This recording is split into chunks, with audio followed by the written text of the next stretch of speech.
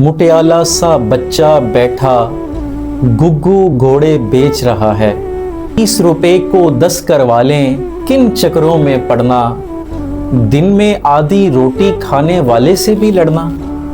मैं देखता हूँ कि जब हम किसी बड़े होटलों में जाते हैं तो वहाँ पे हम अच्छे खासे पैसे टिप की मद में, जीएसटी की मद में और उसके अलावा सर्विस चार्जेस की मद में दे के उठ के आते हैं और कभी हम बिल भी नहीं पूछते कि बिल कितना बना है, टोटल पूछते हैं और वहाँ पे अदा कर देते हैं। और वही हम हैं कि जब हम किसी फल वाली रेडी पे खड़े होते हैं, किसी गरीब आदमी के पास खड़े होते हैं, तो वो अगर कोई चीज़ 120 रुपये किलो दे रहा है तो हम उस पर लड़ रहे हैं कि नहीं हम 100 रुपया देंगे, इसके 20 रुपये कम करो। मतलब ये अजीब हमारी साइकी है